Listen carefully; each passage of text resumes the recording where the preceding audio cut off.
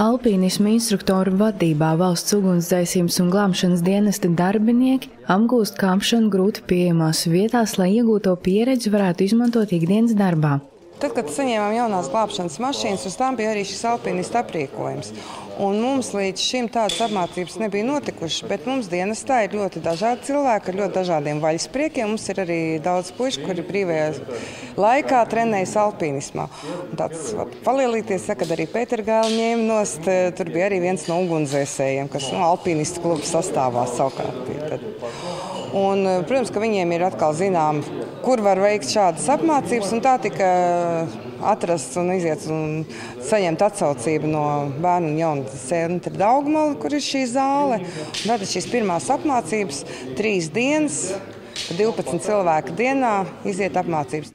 Veterani norāda, ka praktiskās zināšanas ir tikpat svarīgas kā teorētiskās, un uz aicinājumu apgūt alpīnismu pamatus ugunsdzēsēji pieteikušies ar lielu entuziasmu. Ļoti žēl, ka pašlaik ir jāekonomē degviela, un tāpēc jau 2. gadu nenotiek praktiskās mācības arī tieši ugunsgrēku dzēšanā.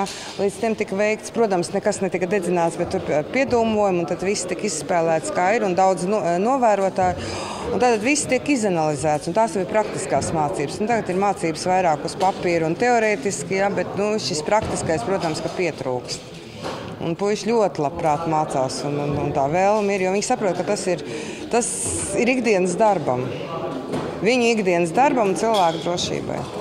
Kā stāsta alpīnismu instruktors un starptautiski certificēts industriālais alpīnists Jānis Ķimenieks, iegūtās prasmes ugunsdzēsēji varēs izmantot plašā spektrā glābšanas darbu, tomēr viņš uzsver nepieciešamību iegādāties atbilstošu ekipējumu arī ugunsdzēsējiem reģionos. Viņi sāk no nulles, ja? Tad dienas beigās jau pēc 6 stundām viņi jau spēja nocelt cilvēku jau no virvēm lejā. Ja? Līdz ar to tas nozīmē, ka tomēr apmācībai ir progress un no tā ir diezgan spēcīga jēga. Bet vienīgais, ka ja viņi netrenēsies savās daļās, ļoti liela iespēja to visu aizmirst. Un dotajā brīdī to problēmu vajadzētu risināt tādā veidā ar inventāru iegādi un nodrošināšanu arī vismaz dažām brigādēm uz Latviju iespēju trenēties un pilnveidot šīs zināšanas. Kopumā alpīnismu pamatus apgūst 36 valsts ugunsdzēsības un glābšanas dienesta darbinieki no visiem Latvijas reģioniem.